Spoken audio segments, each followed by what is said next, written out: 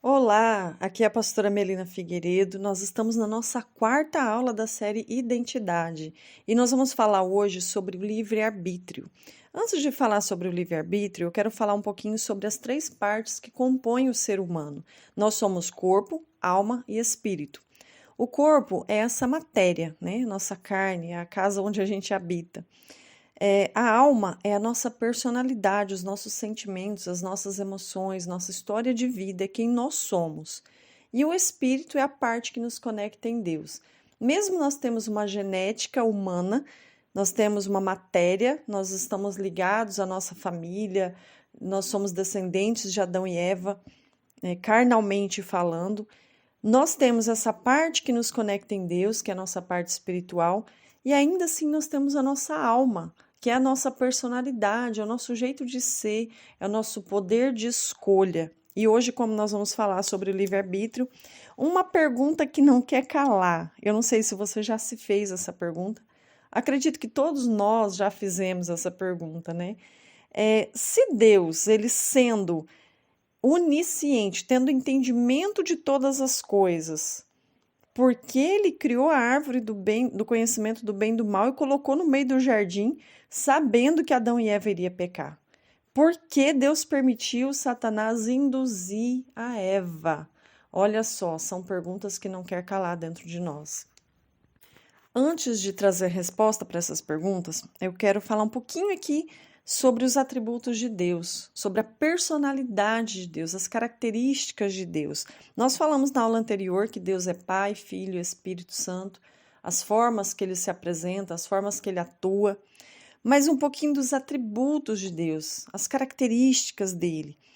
A Bíblia diz que ele é eterno, que ele é espiritual, ele é onipotente, onisciente, onipresente, que ele é justo, ele é amoroso, e são tantos os atributos de Deus, né? Ele é o próprio amor, ele é a própria justiça.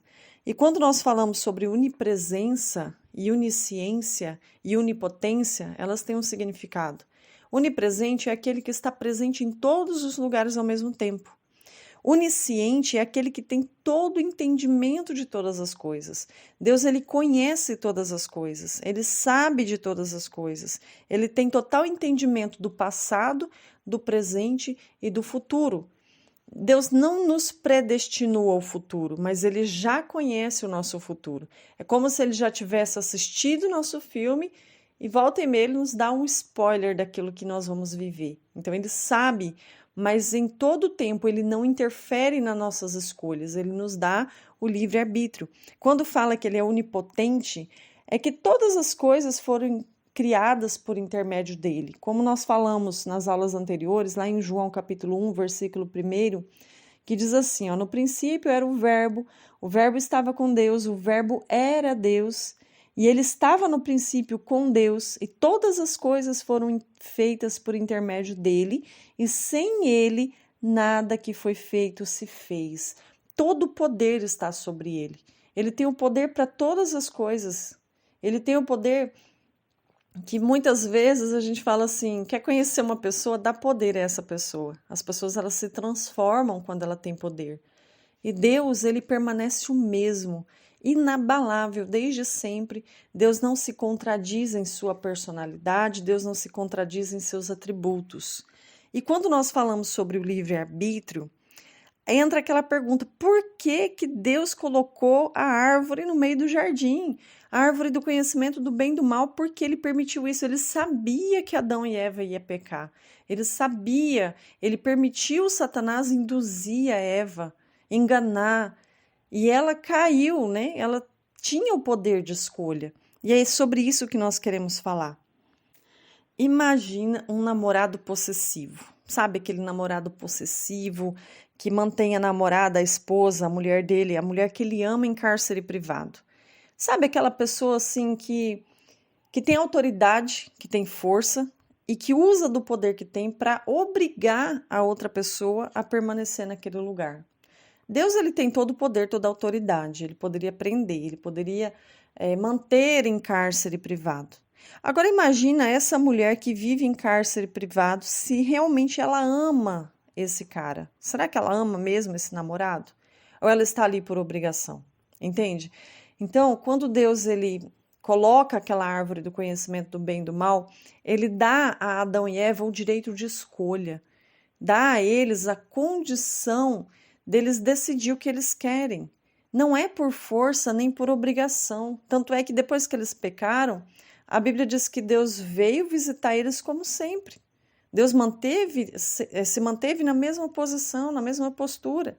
Eles que perceberam que tinha pisado na bola, eles que perceberam que tinha algo de errado, eles começaram a ter entendimento do bem e do mal, e eles se afastaram de Deus e decidiram se esconder. Mas Deus sempre se manteve na mesma posição.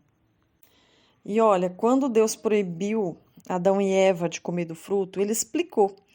E ele diz assim: olha, não comerás de todas as árvores do jardim, vocês podem comer, menos da árvore que está no meio do jardim, que é a árvore do conhecimento do bem e do mal, porque quando vocês comerem dela, certamente morrerás.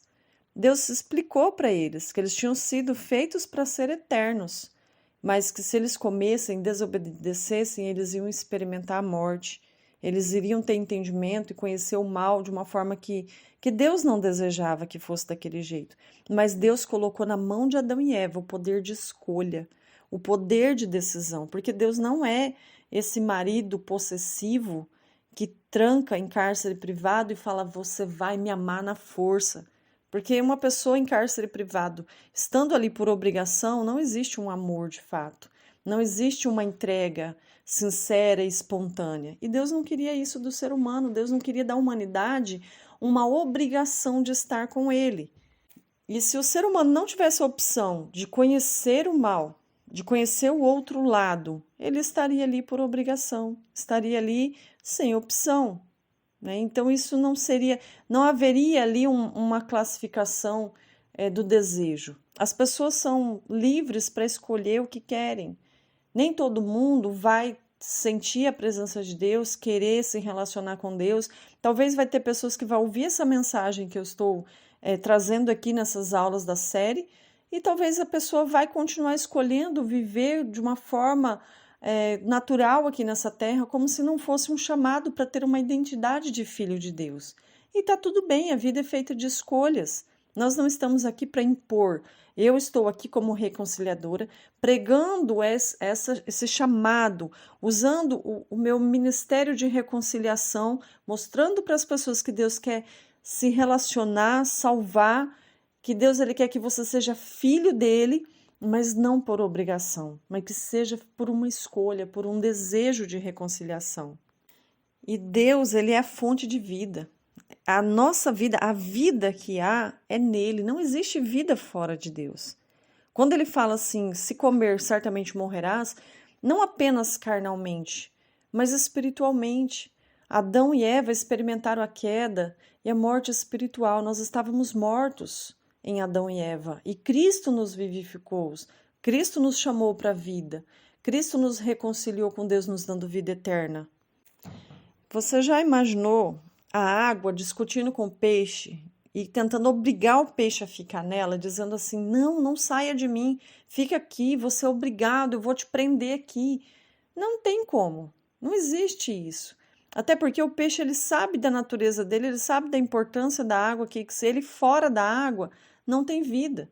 Mas se o peixe decidir sair da água, a água não pode fazer nada, mas ele vai morrer. Por que ele vai morrer? Porque o lugar dele é na água. O lugar de sobrevivência, o lugar de vida para o peixe é na água. E assim a humanidade. A nossa vida só pode ser vivida estando em Deus. Quando nós estamos fora de Deus, nós estamos mortos em nossos próprios delitos, assim diz a palavra. Mortos em nosso pecado.